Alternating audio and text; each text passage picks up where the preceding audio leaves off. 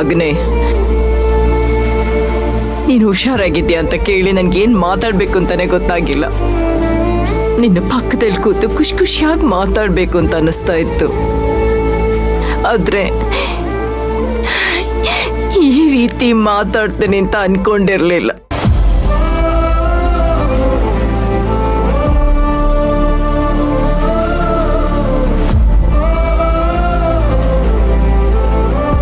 Rajeshwari, doctor ಹೇಳಿದ್ ನೆನ್ಪಿಲ್ವಾ? ಅವನ ಹತ್ರ ಹಾಗೆಲ್ಲ ನಡ್ಕೋಬಾರ್ದು ಅಂತ. ನನ್ನಿಂದ ಕಂಟ್ರೋಲ್ ಮಾಡ್ಕೊಳಕ್ ಆಗ್ತಾ ಇಲ್ಲ ಚಂದ್ರು. ಒಂದೇ ಒಂದ್ಸಲ ಇವನ್ ಕಂಡ್ಬಿಟ್ಟು ಅಮ್ಮ ನನ್ಗೇನು ಆಗಿಲ್ಲ, ನಾನ್ ಚೆನ್ನಾಗಿದ್ದೀನಿ ಅಂತ ಹೇಳ್ಬಿಟ್ರೆ ಸಾಕು. ಈ ತಾಯಿ ಜೀವಕ್ಕೆ ಸಮಾಧಾನ ಸಿಗುತ್ತೆ. ಡಾಕ್ಟರ್ ಬದುಕೋದೇ ಇಲ್ಲ ಅಂತ ಹೇಳಿದಾಗ ನಾನು ಯಾಕಾದ್ರೂ ಬದುಕಿದ್ದೀನಿ ಅಂತ ಅನ್ನಿಸ್ಬಿಟ್ಟಿತ್ತು. ಒಂದ್ ಕ್ಷಣ ನನ್ನ ಜೀವ ತಗೊಂಡು ಇವ್ ಜೀವ ಉಳಿಲಿ ಅಂತ ಬೇಡ್ಕೊಂಡೆ. ದೇವ್ರ ದೊಡ್ಡವನು ನನ್ನ ಮಗನ್ನ ನನಗ್ ವಾಪಸ್ ಕೊಟ್ಬಿಟ್ಟ.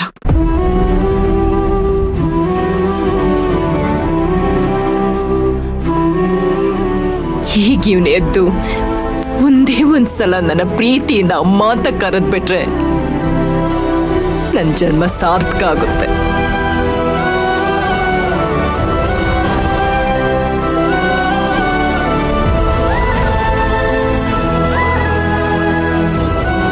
ಇಷ್ಟೇ ಆಗಿದೆ ಅಂದಮೇಲೆ ಖಂಡಿತ ಅದು ಹಾಗೆ ಆಗತ್ತೆ. ಆಗ್ಲೇಬೇಕು ಅಂತಲ್ವಾ ನಾನು ಕಾಯ್ತಾ ಇರೋದು. ಯಾವಾಗ ನೋಡಿದ್ರು ನನ್ನ ಹತ್ರ ಕೋಪದಿಂದನೇ ಮಾತಾಡ್ತಾನೆ. ಇವನು ಎಷ್ಟು ಕೋಪ ಮಾಡ್ಕೊಂಡ್ರು ಪರವಾಗಿಲ್ಲ, ಆದ್ರೆ ತಾಯಿ ಪ್ರೀತಿ ಯಾವತ್ತೂ ಕಡಿಮೆ ಆಗೋದಿಲ್ಲ.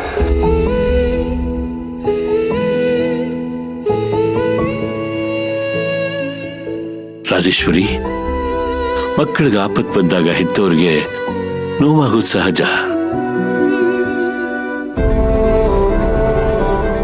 ಈಗ ಅವನ್ ಏನು ತೊಂದರೆ ಇಲ್ಲ ಅಂತ ಹೇಳಿದಾರಲ್ಲ, ಹಾಗಾಗಿ ನೀನ್ ಧೈರ್ಯವಾಗಿರು. ಅವನಿಗೆ ಪ್ರಜ್ಞೆ ಬರ್ತಿದ್ದಾಗಿ ಮನೆ ಕರ್ಕೊಂಡು ಹೋಗೋಣ. ಆವಾಗ ನೀನ್ ಎಷ್ಟು ಪ್ರೀತಿ ಬೇಕೋ ಅಷ್ಟು ಪ್ರೀತಿಯಿಂದ ಮಾತಾಡು. ಈಗ ಅಳೋದನ್ನ ನಿಲ್ಸು.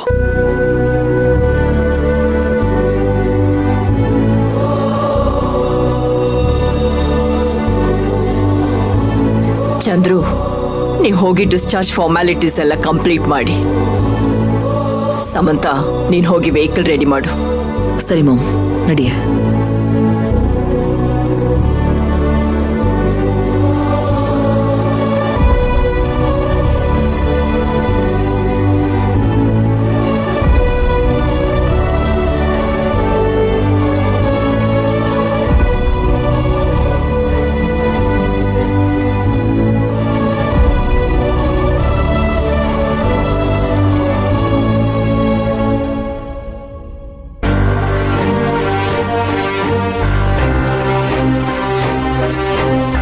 ಮಯೂರಿ,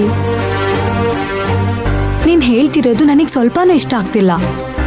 ಇಲ್ಲಿ ಯಾರಿಷ್ಟಕ್ಕೋಸ್ಕರನೂ ನಾನು ಬದುಕಬೇಕಾಗಿಲ್ಲ ಅಕ್ಕ.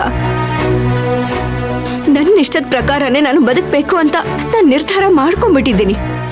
ನೋಡು, ಮದ್ವೆ ಆಗ್ಲಿಲ್ಲ ಅಂದಿದ್ರೆ ನೀನ್ ಹೇಳೋದನ್ನ ಒಪ್ತಿದ್ದೆ. ಆದ್ರೆ ಈಗ ನೀನ್ ತವರು ಮನೆಯಿಂದ ಗಂಡನ ಮನೆಗೆ ಬಂದಿದ್ಯಾ. ಈಗ ಗಂಡನ ಮನೆಯಿಂದ ತವರು ಮನೆಗೆ ಹೋಗ್ತೀನಿ ಅಂದ್ರೆ ಅದ್ ಹೇಗಾಗುತ್ತೆ ಹೇಳು? ಸರಿಯಾದ ರೀತಿನಲ್ಲಿ ಮದ್ವೆ ಆಗಿದ್ದಿದ್ರೆ ನೀವ್ ಹೇಳೋ ಹಾಗೆ ನಡ್ಕೋಬಹುದಾಗಿತ್ತು. ಆದ್ರೆ ಇದು ನನ್ನ ಇಷ್ಟದ ಮದ್ವೆ ಅಲ್ವಲ್ಲ ಅಕ್ಕ.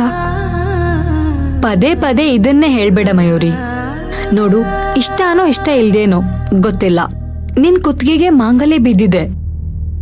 ಆ ಮಾಂಗಲ್ಯಕ್ಕೆ ಬೆಲೆ ಕೊಟ್ಟು ಬಾಳ್ಬೇಕಾಗಿರೋದು ನಿನ್ ಕರ್ತವ್ಯ.